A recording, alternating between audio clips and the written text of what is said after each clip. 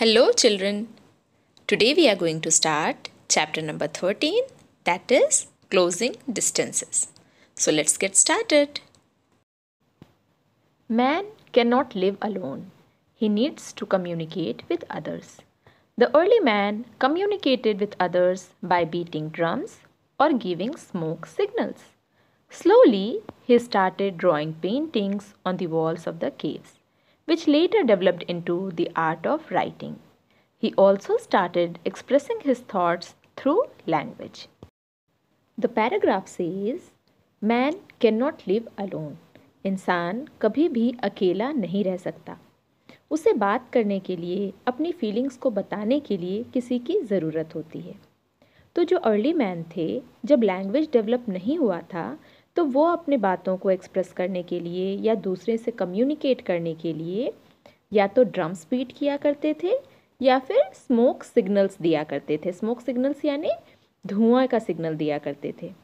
धीरे धीरे उन्होंने केव्स के वॉल पर पेंटिंग करना शुरू किया, जिससे कि राइटिंग का आर्ट डेवलप हुआ. उसके बाद वो अपने थॉट्स को एक्सप्रेस करने के लिए लैंग्वेज का भी यूज़ करने लगे. Do you know, communication means sending end receiving messages. Speaking and singing are the forms of verbal communication, whereas body language, sign language, facial expression, touch and eye contact are non-verbal communication. तो सबसे पहले हमें ये पता होना चाहिए कि communication का मतलब क्या होता है. तो communication means sending end receiving messages. Communication का मतलब होता है अपने मैसेज को या तो किसी को भेजना या फिर किसी से रिसीव करना. तो कम्युनिकेशन जो है बेसिकली दो टाइप के होते हैं. एक होता है वर्बल कम्युनिकेशन और एक होता है नॉन वर्बल कम्युनिकेशन. अगर हम बोलकर अपने मैसेजेस को किसी दूसरे तक पहुंचा रहे हैं तो वो आता है वर्बल कम्युनिकेशन में. और अगर हम बिना बोले सिर्फ एक्शन से, अपने बॉडी लैंग्वेज से अपने मैसेज को दूसरों तक पहुंचा रहे हैं, that is non verbal communication.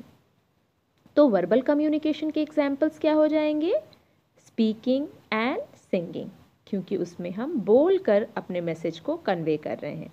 तो speaking and singing are the forms of verbal communication. और नॉन वर्बल कम्युनिकेशन कौन कौन से होंगे? जैसे body language, sign language, facial expression, touch and eye contact. कोई भी ऐसी चीज़ जिसमें हम एक्शन के थ्रू अपनी बातों को दूसरों तक पहुंचाएं, that is non verbal communication. You can understand it easily with the help of this flow chart. तो यहाँ देखिए, इस फ्लो चार्ट से आपको आसानी से समझ में आ जाएगा. Communication is divided into two types, verbal and non verbal. तो वर्बल के दो टाइप्स कौन से दिए हैं यहाँ पे? Talking and telephone. जब हम टेलीफोन में बात करते हैं तो भी हम बोल कर अपने मैसेज को दूसरों तक पहुंचा रहे हैं. So it is also a type of verbal communication. और वैसे ही नॉन वर्बल के दो टाइप्स क्या दिए हैं यहाँ पे? Sign language and facial expression. जैसे कई बार आप बिना बोले अगर इशारे से किसी को बुला रहे हैं या फिर सिर्फ आप स्माइल कर देते हैं तो सामने वाले को समझ में आ जाता है कि आप खुश हैं. तो आपका फेशियल एक्सप्रेशन, आपका साइन लैंग्वेज भी आपके मैसेज को कन्वे कर रहा है. So these are included in non verbal communication.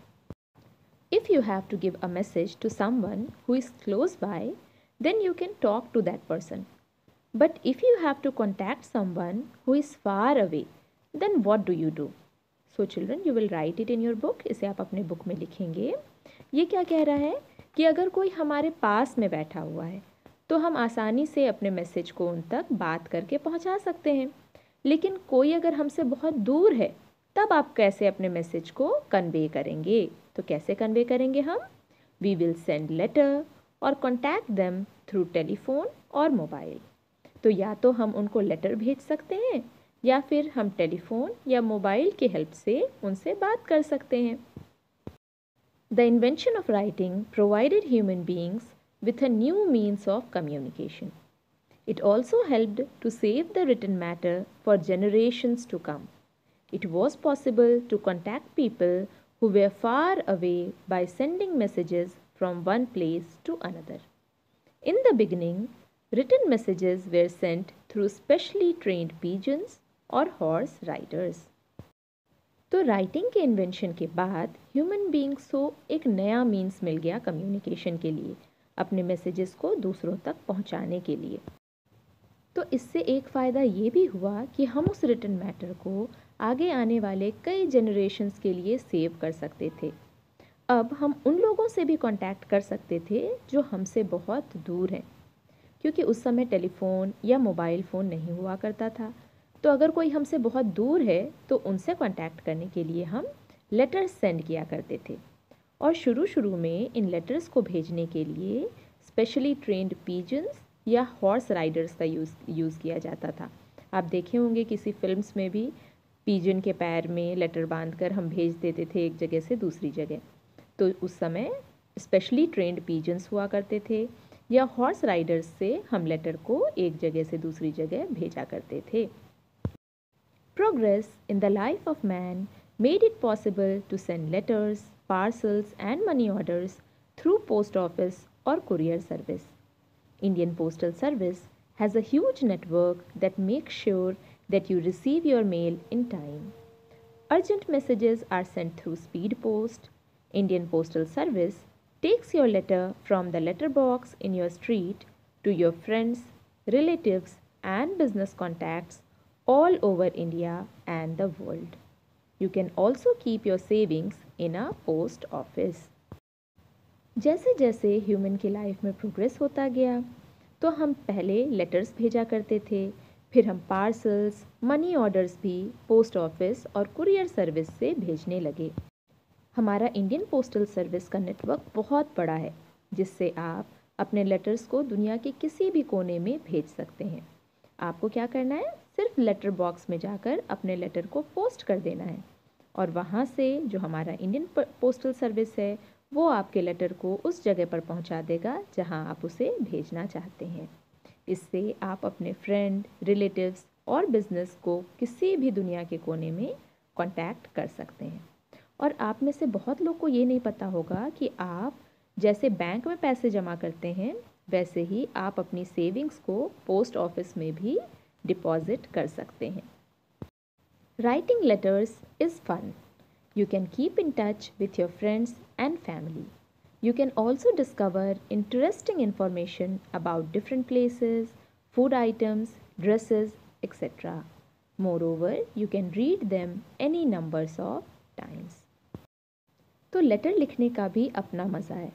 आप अपने फ्रेंड्स और फैमिली से आसानी से टच में रह सकते हैं।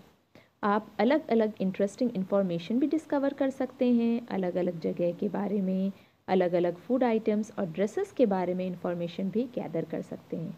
और सबसे बड़ी बात, हम उस लेटर को कितने भी बार पढ़ सकते हैं। देखिए, अभी मोबाइल के आने के बाद तो हम लेटर्स एक दूसरे को नहीं सेंड करते। You can ask your parents, आप अपने पेरेंट्स से पूछ सकते हैं, उनके पास कोई पुराने लेटर्स ज़रूर होंगे। जब मोबाइल नहीं थे तो वो अपने पेरेंट्स को, ग्रैंड पेरेंट्स को लेटर्स भेजा करते थे। तो अगर अभी आपके घर में कोई भी वैसा लेटर हो तो आप उसे ज़रूर पढ़ें, आपको बहुत मज़ा आएगा उसे पढ़कर। Do you know, Indian postal service has the largest number of post boxes in the world.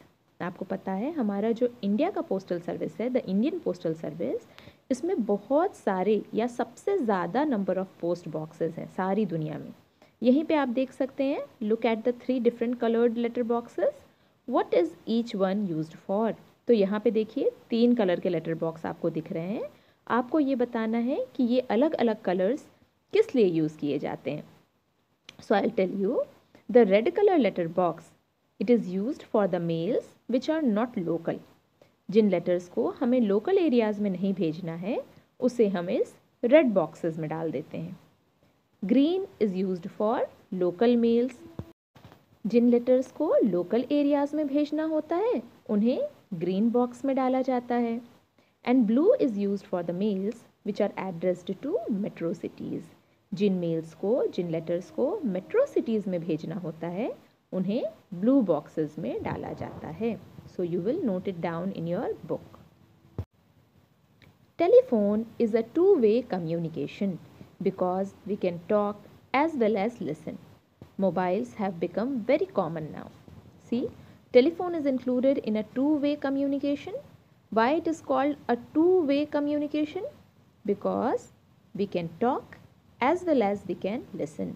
क्योंकि टेलीफोन में आप बोल भी सकते हैं और सुन भी सकते हैं, इसीलिए टेलीफोन को टू वे कम्युनिकेशन कहा जाता है.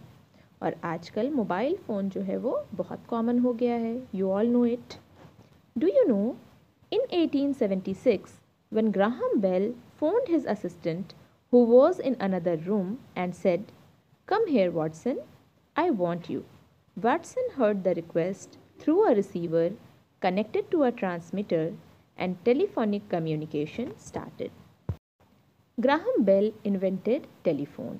तो सबसे पहला टेलीफोनिक कम्युनिकेशन 1876 में स्टार्ट हुआ, जब ग्राहम बेल ने अपने assistant whose name was Watson उन्हें कॉल किया, जो कि दूसरे कमरे में थे, और उन्हें कॉल करके क्या कहा? Come here Watson, I want you. और वाटसन ने उनकी रिक्वेस्ट किस में सुनी? एक रिसीवर से सुनी, जो कि एक ट्रांसमीटर से कनेक्टेड था. तो उसके बाद ही टेलीफोनिक कम्युनिकेशन स्टार्ट हुआ. Sometimes a large number of people have to be communicated at the same time. It can be done through the means of mass communication. They are radio, television, newspaper, internet, cinema, theater, etc. तो देखिए, अब ये नया topic, नया term क्या आ गया हमारे सामने? Mass communication. मास कम्युनिकेशन का मतलब होता है जब हमें किसी इन्फॉर्मेशन को एक साथ बहुत सारे लोगों तक पहुंचाना है एक ही बार में, तो हम जिस मीन्स का यूज़ करते हैं that is called mass communication. ठीक है, जैसे रेडियो, टेलीविज़न, न्यूज़पेपर. अगर कोई भी न्यूज़ हम न्यूज़पेपर में या टेलीविज़न पे डालते हैं तो वो एक साथ बहुत सारे लोगों तक पहुंच जाता है, तो इसे ही हम कहते हैं mass communication. In recent times written communication has taken new forms.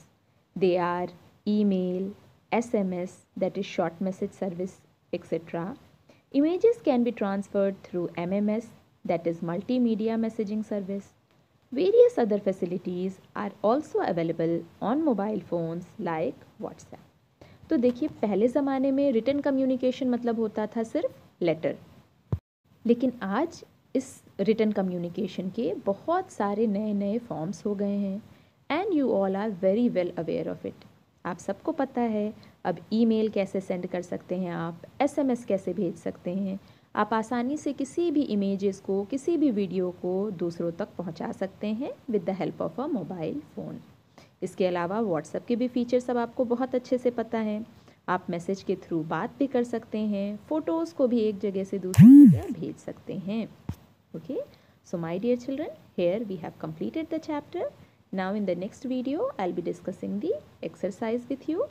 So this is your homework to read the chapter nicely. Okay, thanks for watching. Bye bye.